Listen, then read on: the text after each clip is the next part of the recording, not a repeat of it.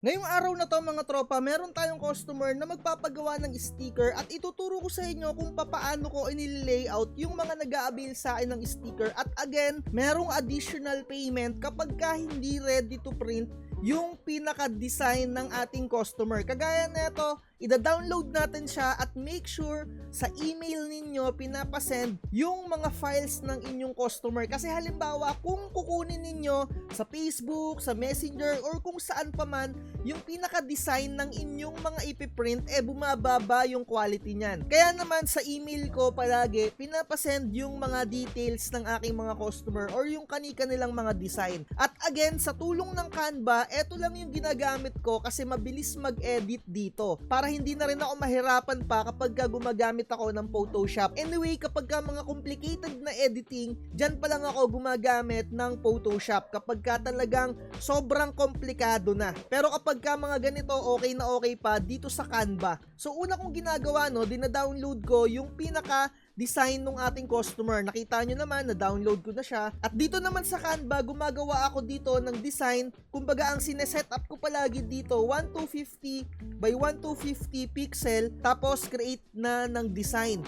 Tapos ilalagay ko dito yung dinownload natin na pinaka-design ng customer natin. Kung sa tingin ko okay na to, ayan na yung gagamitin natin. Pero kung meron pa kayong babaguhin, kagaya neto, dahil kulay puti yung pinaka-details dun sa likod niya, ito ipapakita ko sa inyo.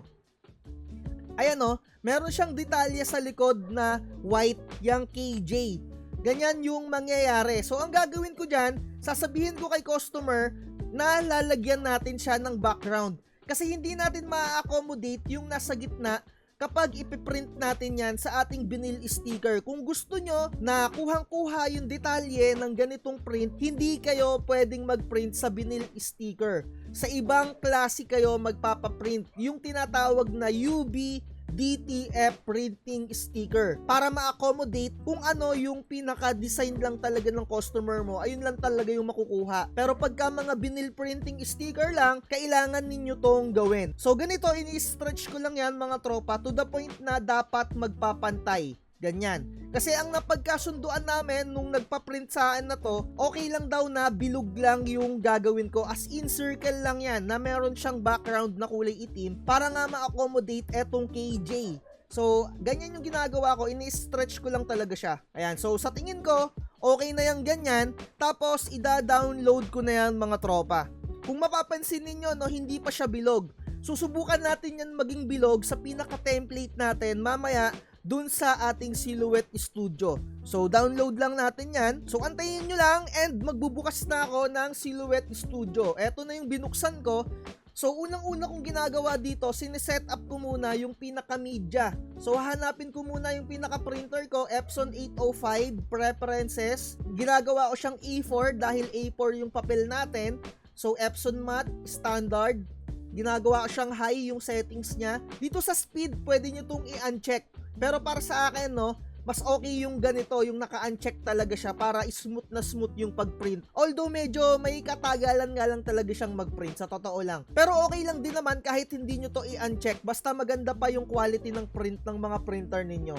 So, ganyan lang yung ginagawa ko. Dito sa ICM, wala akong ginagawa dyan. Photo Enhance, chinecheck ko lang yan. Dito sa Colors, ginagawa ko siyang Adobe RGB. Tapos dito, ginagawa ko siyang 5. And sa Magenta, dinadagdagan ko siya ng value na 5. So, ganyan lang talaga yung settings ko mga tropa. Hansol Pigment Ink ang gamit ko. So, meron pa akong ituturo sa inyo ng mga ibang setup sa color correction. Siguro sa susunod na lang. Sa other videos na lang natin yung bago kong color correction na na-experience na natuklasan ko talaga. So, dito sa registration, syempre, kailangan nating naka-on yan. Dito sa inset, ganyan lang, isagad ninyo sa thickness 70. So, idadrag na natin dito yung pinaka-design. Pero bago ang lahat, gagawa muna tayo ng circle. Eto, pipindutin ninyo yung shift para pantay na pantay. So, sa tingin ko, gagawan ko ng 3x3 yung customer ko. Ayan, sa tingin ko okay na tong ganito. Double check natin, gawin nating 3x3. Ayan. Tapos, idadrag natin dyan sa loob yung pinaka-design. So, pindutin ninyo yung na-download ninyo. Eto, drag nyo lang siya. dito. So, ganyan yung mangyayari, no? Better days. Yan, bilog lang. 'Di ba? So, ganyan yung magiging layout natin kay customer para hindi na yung baku-baku pa. Ayan, no, kung nakikita ninyo yung mga baku-bako, hindi na natin gagawin yan para hindi na tayo mahirapan pa. So, okay na yung customer natin sa bilog lang na ganyan. So, nasa sa inyo kung gusto nyo pa na kuhang-kuha din yung pinaka-lining nung Better Days. Pero, itatry din natin, no? Ipapakita ko sa inyo kung papaano din yung ganon. So next kong ipapakita sa inyo, dahil eto na nga yung para sa circle na layout natin, kasi baka gusto rin talaga ng customer natin yung merong pinaka-outline nung kanyang pinaka-design. So una natin gagawin mga tropa, ganito yung diskarte na ginagawa ko. I-upload nyo dito mga tropa yung kulay black, ayan yung pinaka mayroong background. Tapos i-upload din natin dito yung pinaka-original mga tropa na design ng customer natin. So, ganyan. So, kukuha lang muna tayo ng pinakasukat ng customer natin dun sa kanyang pinaka-template. Ayan o. So, ipapakita ko sa inyo. Resize muna natin yan ng ganyan. Tapos, click nyo yung butterfly. Click nyo yung select trace area. I-highlight nyo lang to. Tapos, itodo nyo yung scale sa pinakamababa. Tapos, yung threshold dito sa pinakadulo. So kukunin lang natin yung pinaka-outline niya na to. Ayan o, yung pinakakantuhan niya. Kasi mahihirapan tayong kunin yung pinaka nasa gitna. Ayan o, napakaliliit kasi ng detalye niyan. So ganito yung technique ko. I-click nyo lang tong trace and detach. Kung tutuusin, pwede nyo rin tong i-trace gamit yung Photoshop. Pero eto na yung nakasanayan ko kasi sa tingin ko eto yung pinakamadaling galawan. So ayan, na-click na natin. No? Meron na siyang linya. So, pipindutin nyo muna to para maalis na natin tong hindi na kailangan. And, next natin na gagawin dyan, kukuha na tayo nung pinaka-layout nya. I-highlight nyo lahat, tapos click mo yung group, tapos pindutin mo etong star na tool. Click mo yung offset. Ayan, antayin mo lang na lumabas yung pinaka-offset nya. Ayan. So, nakikita nyo naman na meron na siyang guhit-guhit. Ayan yung gagamitin natin mga tropa na ipang-titrace natin dito sa design na to. So, eto, pwede na natin itong burahin. Tapos, eto, right-click nyo lang to. Tapos, release compound path. Click nyo lang yan. Tapos, alisin nyo na tong nasa gitna. Bakit natin ginawa yon mga tropa? Kasi mahihirapan tayong kunin yung pinaka-tracing netong merong background na itim. As in, mahihirapan kayo dyan. So, next nyo gagawin, eto, i-right click nyo to, tapos dapat naka-bring to front siya para nasa harapan siya. Kung nakikita nyo, no, ganyan yung gagawin natin. So, paliitin muna natin ng konti. Or palakihin natin pa ng konti kung saan kakasya na yung pinaka-template natin na to, na kulay itim yung background. Ayan, no. Resize nyo lang, tapos sukat-sukatin nyo ng ganyan. So, ayan, nakikita nyo naman na, or kung nai-imagine nyo na, yung pinaka-cutout nya. 'Di ba? Ayan o, kita nyo na yung lining. So, ang gagawin natin dyan, pagka okay na yan sa inyo, highlight nyo lang yan, group nyo lang.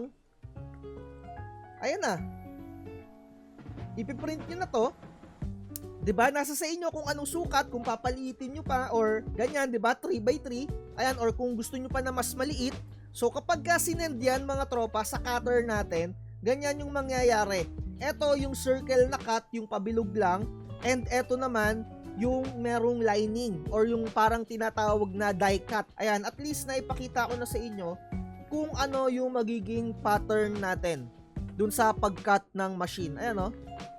So, ipapakita nyo na to kay customer. Sabihin nyo sa kanya kung circle lang or kung ganito. Ako mga tropa, nagdadagdag na ako ng singil kapag maraming guhit-guhit yung ganito. Medyo nagtaas na ako ng presyo, parang 75 pesos na yung per A4 ko. Pero pagka mga circle-circle lang, meron pa rin akong promo na 100 pieces.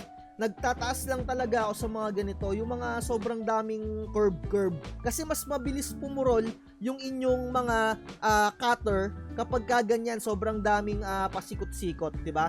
So, siguro kahit papaano nakatulong ako sa pagle-layout dito sa mga sticker na mga magiging customer ninyo in the near future. Ganun lang kadali. Or kung meron pa kayong mga katanungan kung paano mag-layout, message nyo lang ako kahit papaano, time to time. Pagka may mga na-experience ako ng mga complicated na bagay, sinishare ko naman sa inyo para meron kayong mga idea. So again, message na lang kayo sa mga gusto mag-avail ng mga printing template natin. Like, share, and subscribe. At lagi ko sinasabi, wag na wag magpapauto. Kung gusto nyo pala na business edition na Silhouette Studio, message lang kayo. Huwag kang magpapauto, mag-isip ka sa pilian. Sa laro ng buhay, dama ang tampuhan. Di lahat ng nagpa-hype, siguradong totoo. Sariling landas, hanapin mo sa mundo.